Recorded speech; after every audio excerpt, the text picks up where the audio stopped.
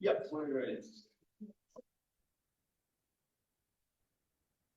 If you're a burning fire, it really doesn't matter if other people are holding a potential matchbox. It matters that you specifically burned bigger and bigger, you took down a lot of matches with you, and then decided specifically what areas you set on fire. This is specifically what Modi has done. There were active choices to consolidate power, to get re-elected a second time, and to specifically crack down on certain industries that threatened his second rule, which he actively took down through economic and agricultural reforms, which were not in the best interest of India and its best development. I will tackle OG and OO in parallel. OG has two issues. One, non-specificity, but two, they don't explain why it was particularly Modi who generated these disadvantages, which makes them weak to all, pointing out that one, a lot of people might have done the same thing, and CEO pointing out in a QI that maybe other people would have used the Hindu nationalism in order to rise to power. So then the question becomes, what did Modi specifically do about this thing, and whether he is to blame in any way? To their credit, OG did three things why Modi is specific. They say he's old, secure, and familiar choice. I can point to 5 other, like Indian leaders of other parties who are old and secure. 2, they say concentrated political capital because they created a high barrier of entry for opposition parties. I think this is counterfactual. There are 5 political parties, oppositional parties, who did enter and who almost won in a lot of new regions in India in the new elections. But the reason they didn't pass the threshold is because Modi actively infringed upon their ideas. So the issue, they are correct. The issue is that you stop political parties, but they identified the issue wrong. It's not that they couldn't enter, is that they never managed to get their votes because Modi actively infringed on it. So, how has Modi specifically risen to power and gotten himself re-elected? These are systemic structural reasons. 1, he has had an autocratic rule over the BJP. This has several implications. He didn't allow for a strong enough successor to form inside the BJP, which means that a lot of politicians are always deferring to him for tit for tat, and he has a lot of favors in his pocket in order to call favors when the next re-election comes, or in a policy he wants to pass parties. This proves to you that systemically there's checked internal balances inside the BJP. Secondly, he has fired people who are opposing the agricultural and economic reforms that he has wanted to be doing. Then he hired yes men in local council in order to make sure that they're implemented and that the erasure of history he wants to be doing is efficient. So this is the first thing that he has done inside the BJP. The second thing that he has done, he has cracked down on opposition parties in the last election to stop them from gathering enough mass in 2023. There are 3 ways in which he do that. 1, election takes a month in India because like the millions and millions of people. What he did is that it's very easy for him to impede upon them. He didn't send funds to the region who had historically been able to vote for Muslim or Christian parties, which meant that a lot of people were able to reach the ballot, or he made the time votes very tiny, so you couldn't get there, or fewer people got there, so the opposition parties got significantly fewer votes when they were counted. Or 3, he allowed for losing of ballots, or didn't send enough inspectors in the Christian and Muslim areas because he knew that amassing those votes might have meant a win for the opposition. Third thing he did about it during the elections, he allowed for conflict in areas that would have voted for the India alliance, so this is like the opposition alliance. See the Manipur conflict delayed action because he wanted them to not be able to vote in the election. And fourthly, he selectively investigated acts of corruption inside the government, obviously allowing BJP to not be investigated and opposition parties to be investigated. This is the second mechanism opposing to the opposition. The third mechanism is that not only does he have racist policy, blah, blah, he actively erased history and hate crimes for education. So he took it out of manual. He prohibited units from teaching like hate crimes against Muslims and against other ethnic and religious minorities. Why is this point very relevant and actively mechanized for her? Because it proves to you that he specifically actively hijacked the ability of Congress, Trinamoil and DMK to remind everyone what this Hindu nationalism that he is promoting leads to, which means that you should weight it higher because long term it will be harder for opposition parties to prove why his nationalism is more difficult. Because if you erase trace of it in history, there is nothing that opposition parties can point to and say, look, this is what happened, so his reign is significantly more likely to go on. Fourth thing, the fourth mechanism, he built up clientele networks from rich businessmen. Always correct. He maybe didn't have the elite, so he needed other people. Who are these other people? Rich businessmen, which have now hijacked the long-term, the evolution of the country, and can be revoked even if Off manages to prove that Congress comes back in power. There are 5 or 6 impacts of these agricultural policies. But before moving on, it's not CEO. All of the things CZ is saying are fine because it happens in every developing democracy, like nepotism. The difference is what happens when it gets re-elected, the incentive that it has. Yeah, so I have explained to you that given all of the things he did in order to get re-elected, he can just keep pushing the 4 things I have explained to you. So he's going for 5 reforms which have left behind a lot of regions. What are those regions? Strategic reasons of Muslim and Christian, because if they don't get richer, they cannot amass enough of political votes for the opposition. So this looks like agricultural reforms, which have done very fastly and shifted away from agriculture, which has fucked up a lot of farmers, did not allowing them to use a certain types of pesticides. And it is very relevant because they're the most vulnerable kind of farmers who use this to have like day-to-day transactions and day-to-day food. The second thing, he has done protectionist policies, which are obviously bad for India because they're not appealing internationally, because businesses pay more for components they need to import because obviously India can't produce everything. So all of the smaller businesses pay significantly more due to the protectionist policies implemented in his mandate. 3, he has heavily regulated private industries through what is called the license rush, which they dismantle, but it's still like incredibly important, which means that for a business to start, you need to be approved by the 80 government agencies. So there's a lot of big industries in India currently, but very small businesses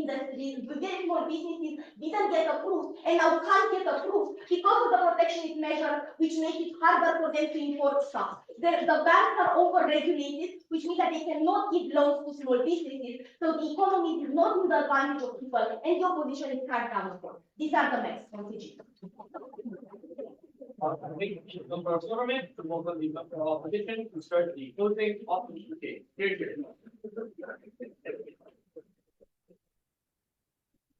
I'm going to pause the number.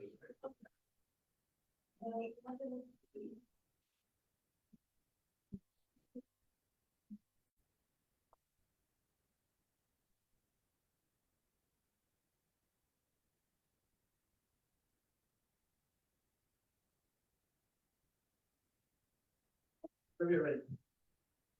Yes, I can do the text finally.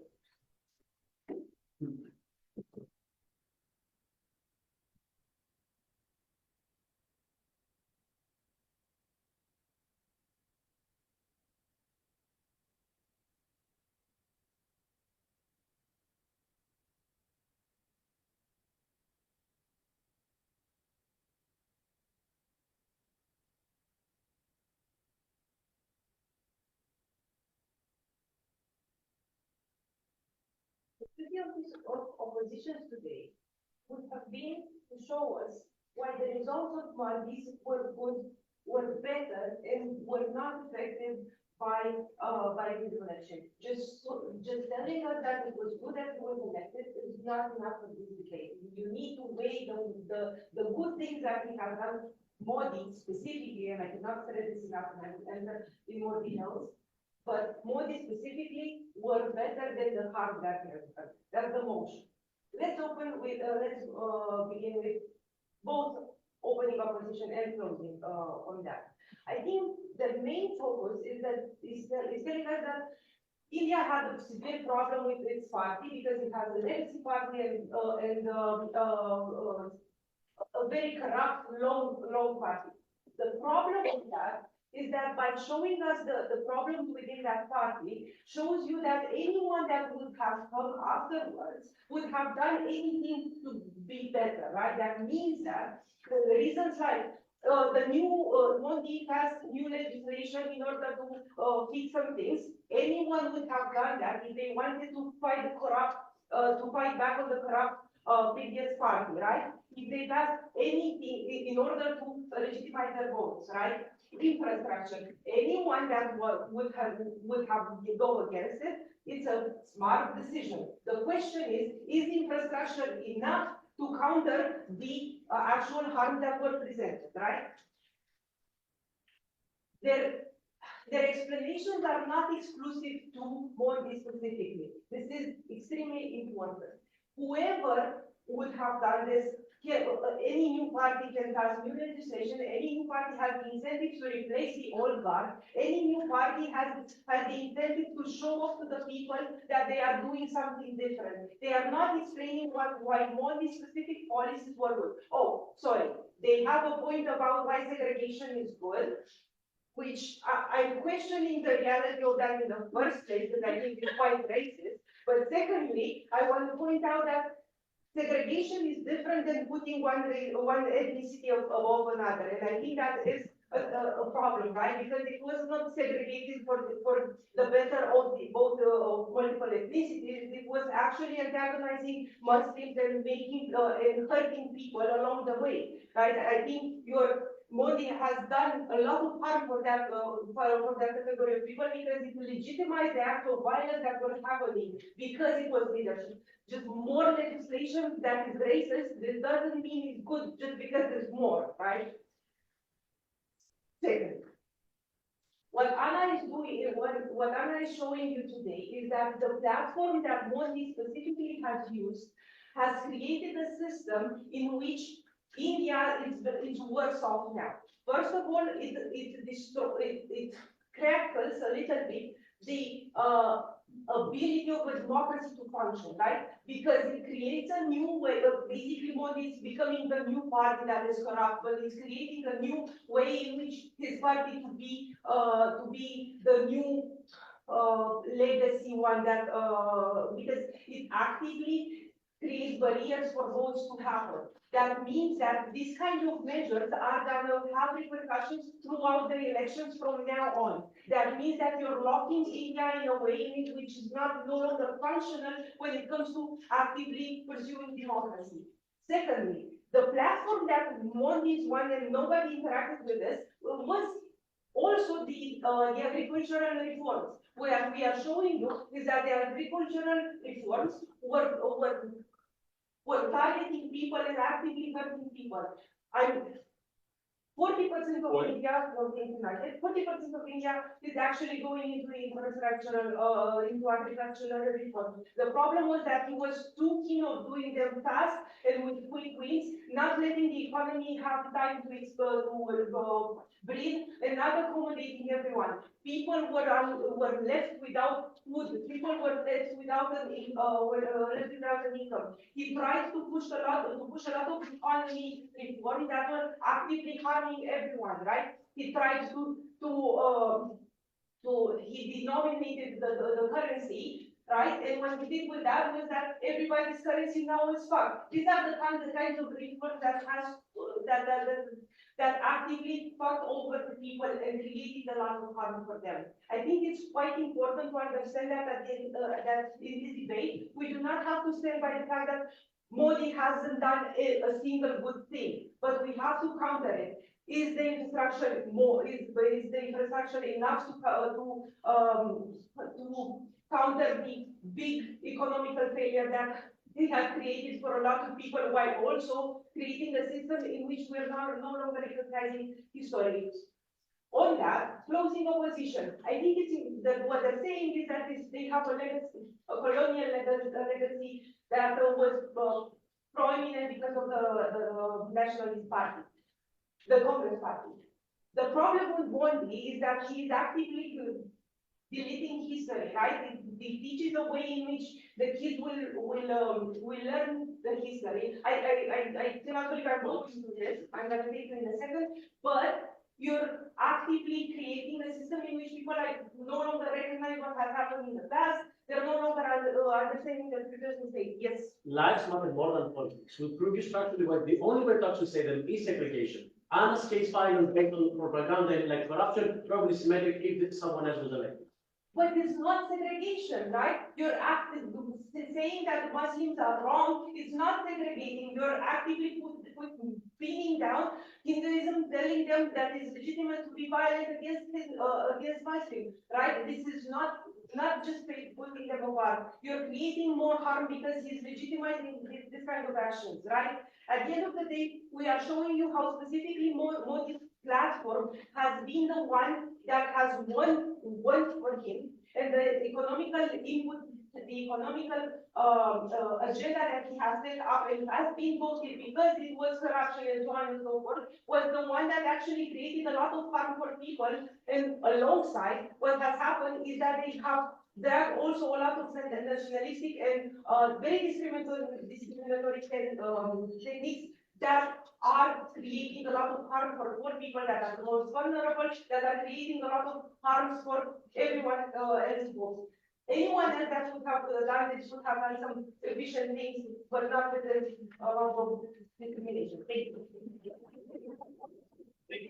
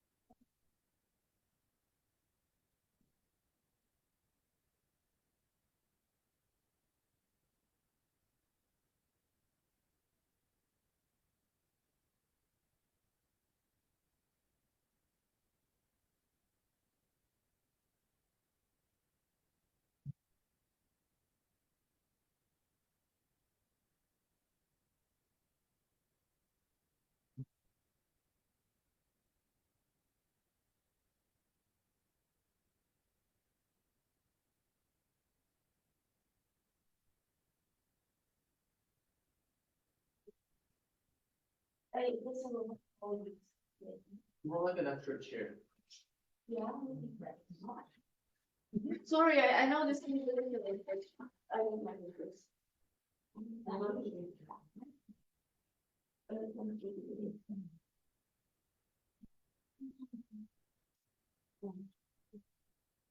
It is on the children account. What? Your paper might file it.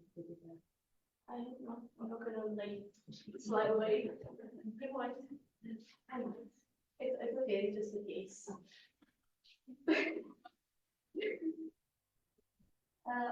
You want to raise your hand? Thanks.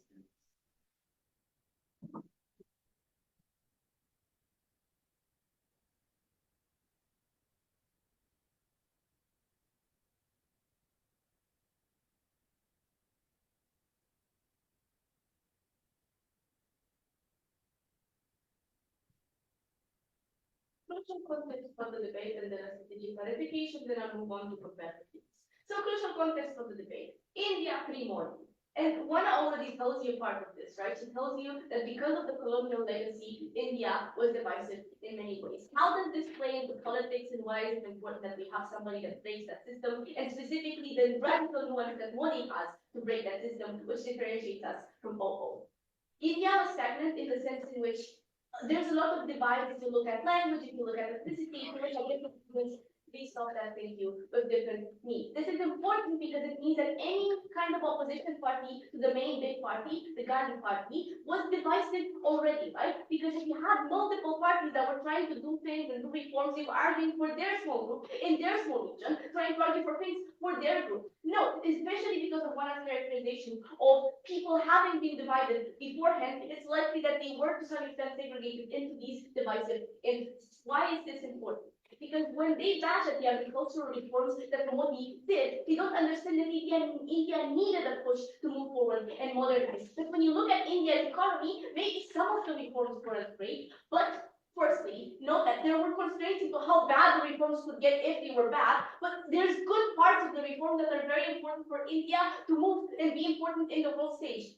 This is unique to Modi's vision. What I'm talking about is the idea that he, trying to be a regional hegemon power person, trying to be an important personality within the region, was also attempting to make India an important player in that sense. So the reforms he took might have been radical for some people, might have caused harm for some people, but still, it led to having investments in other things, right? They say the investments in business and in big business are bad, but insofar as big business makes India important to the world stage, that can pull in foreign investment. Insofar as big business has things like a better and booming service economy, that means India is renowned for things like tech. I don't have a lot of spec on this, but the point is the following. Insofar as these sectors can grow the economy, while some people may be harmed overall, the economy, I don't know, can get more taxes or things out of this. They say, no, but he's corrupt, and especially by the OG framing, that means that he doesn't tackle and distribute things evenly. Given Wana's context, it's not about Modi, and it's not specific to him being in power or somebody else being in power. Likely anybody would have done these things. That means that harms that they claim about cronyism during his time are not necessarily intrinsic to him being in power, are just intrinsic to a stagnant political system. If they are harms, we tell you that the future benefits of what Wana tells you when you revitalize politics outweigh that, because they provide a unique way out of that. So I'm going to delve into our extension and explain what that means. So I know our opening tries to say, well, you have some reforms, but they don't prove, one, how certain it is that this happens on their case, right? The framing that they have is Modi will be the better good guy. But I don't understand why, given so much corruption, he just doesn't play into the corruption that already exists and tries to bribe some elites. In the long run, I think it's fair that OG tries to have an opposing framing and say, no, but he ends up being corrupt himself. But what that tells you is it's not contingent on him being or not being corrupt. It's on how people perceive it and then the opposition acting against that. No. Why is this more important and more clear and certain than what our opening tell you in terms of revitalizing politics? Because it provides an incentive for the opposition to unite. This is important because this is the only way to be able to pass reforms that actually revitalize politics in India, because of how regions are grouped to their own interests and trying to fight each other constantly. If you don't have a united party that also actually wants to do something, these are the two conditions, then you won't have good things for people on the ground. The Gandhi party was united, but it was not doing things for the groups on the ground. The Modi party was doing things for people, but only for his specific people, right? For him. Still, because you create a satisfaction with both of these things, right? There was corruption in the Gandhi party, people were not happy with that, but also that was only distribute these things to Hindus, then that means that you unite the opposition, or we need to distribute things to all people, or at least try to. Therefore, that's a long-term trend that makes Indian politics more likely to be efficient in the long run. Why does this outweigh our opening? Because our opening talks about how this could potentially do things. They don't explain why in the long run, Modi won't be going down the same path that other leaders have gone before him, right? Like the Gandhi family. Insofar as this is not contingent on him, but it's contingent on how the political system overall will be dissatisfied and try to fight against this, that means that it's more certain and more likely to happen. Opening. Yeah, in the context of political fragmentation pre-Modi, what was stopping a federalist party with a neutral ethnic policy from uniting that political capital? Second piece of context of India. I don't think they explain how Modi is more divisive in the absence of Modi. Insofar as there is a colonial history, that means that these groups are by themselves already kind of fighting in the way in which they perceive what should be a priority in politics, right? I think for all of his bad things, Modi at least does one thing, which is he tries to say India as a nation matters. Does he do that in a way which actually in the laws he ends up being horrible towards the minority? Maybe no, sorry. But yes, but in the way in which he has rhetoric about India, he puts forward the vision about India as a nation state. And still, I think that compared to small discourses of each party only having their own thing ends up being less divisive. I don't think that the fragmentation, not separatism, I don't know how they call it,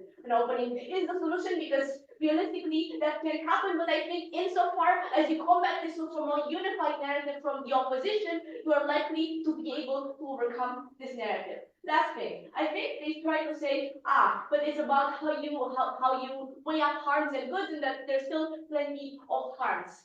Now, I think the characterization that Mara portrays to you is these harms are likely to happen anyway, but to some extent, at least Modi is trying to be the main figure to take the fall for it. On the comparative, you provide an incentive for the system to get better, and that is a way for these harms to be taken out on the long run. That is a unique and very important benefit that should outweigh these things, because that is the way to get people out of suffering, right? If you get a unified opposition that can actually run a government, that in the long run might be able to have better policies for minorities just by virtue of having seen how divisive Modi itself was, but by having an opposition that is able to also be active politically and not just stagnant like the previous Gandhi coalition. For all these reasons, Gil. Okay, I'll quit, and all speakers for a wonderful round. Let's give them another round of applause. We will announce the results during the closing ceremony, which will either happen in the lecture hall or if you get kicked out outside. Well, let me stop the recording.